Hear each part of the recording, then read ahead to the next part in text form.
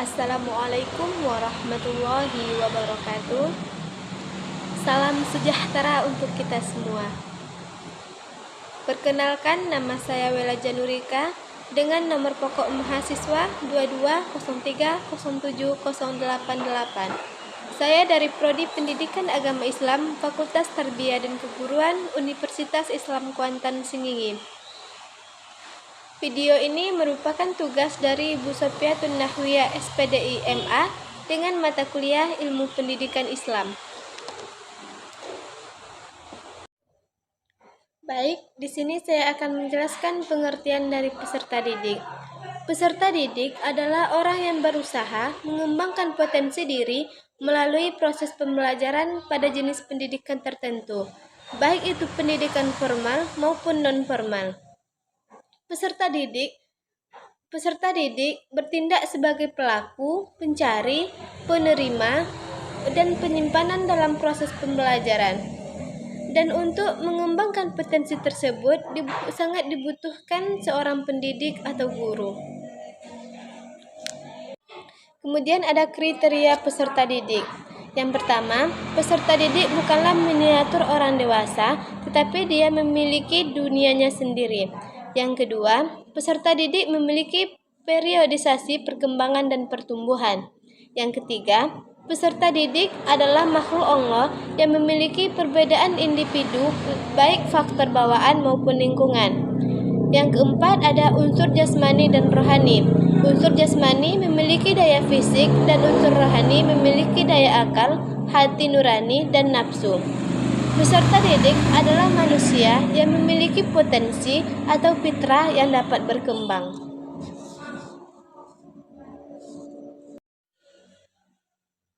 Kemudian ada kebutuhan peserta didik. Yang pertama yaitu adalah kebutuhan fisik, di mana pada kebutuhan fisik ini sangat perlu diperhatikan pertumbuhan dan perkembangan peserta didik tersebut. Kebutuhan fisik yang perlu diterapkan di sekolah seperti memberikan pendidikan jasmani dan pendidikan olahraga. Yang kedua yaitu ada kebutuhan sosial. Kebutuhan sosial ini sangat penting bagi peserta didik karena dengan adanya kebutuhan sosial, peserta didik itu dapat berinteraksi di lingkungan sekolah maupun lingkungan masyarakat yang akan sangat berpengaruh bagi peserta didik tersebut. Yang ketiga yaitu ada kebutuhan untuk mendapatkan status. Kebutuhan untuk mendapatkan status adalah sesuatu yang dibutuhkan oleh peserta didik untuk menempatkan tempat dalam suatu lingkungannya. Dalam proses memperoleh kebutuhan ini, seorang peserta didik itu ingin menjadi orang yang dibanggakan atau menjadi orang yang benar-benar berguna bagi masyarakat.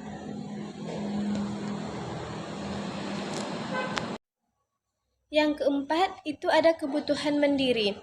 Peserta didik itu membutuhkan kemandirian disebabkan dua hal. Yang pertama, yaitu adalah karena ingin terlepas dari peraturan keluarga. Yang kedua, ingin menyiapkan masa depan dengan tidak bergantung kepada orang lain.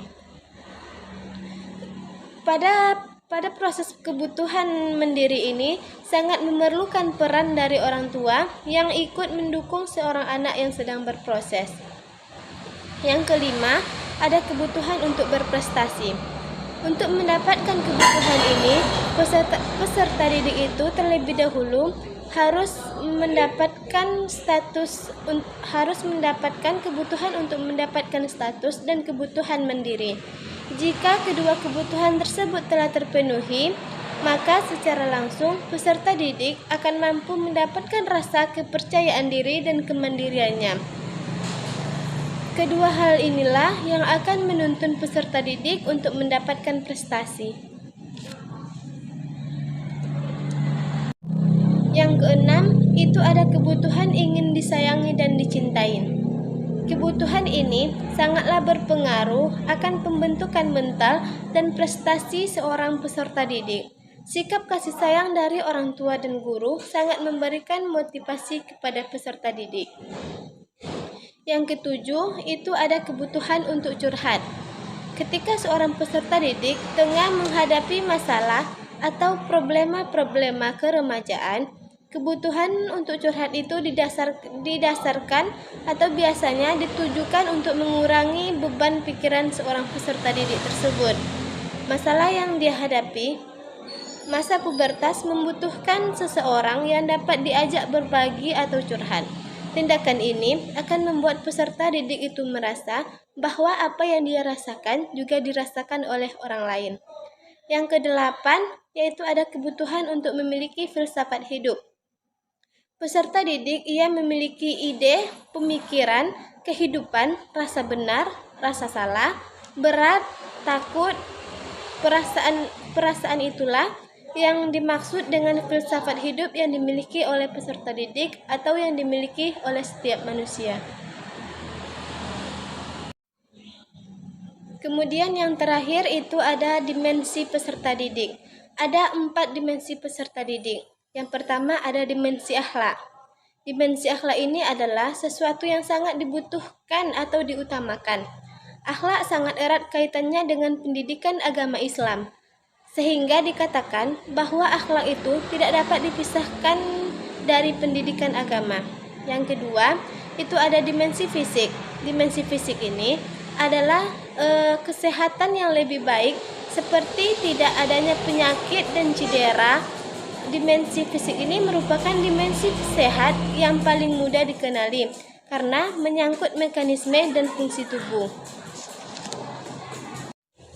Yang ketiga, itu ada dimensi akal. Dimensi akal adalah pemikiran yang berubah-ubah dalam menghadapi sesuatu, baik yang nampak jelas maupun yang tidak jelas. Akal adalah petunjuk yang memudahkan hidayah dan kesesatan. Yang keempat, itu ada dimensi keberagamaan.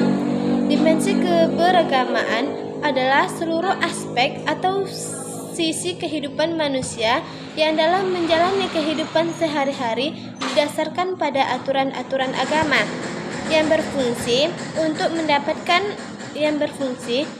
mendekatkan diri seseorang kepada Tuhan. Demikian pengertian peserta didik yang dapat saya sampaikan. Jika ada kesalahan itu datangnya dari saya. Wabillahi taufiq wal hidayah wa ridho wal inayah. Wassalamualaikum warahmatullahi wabarakatuh.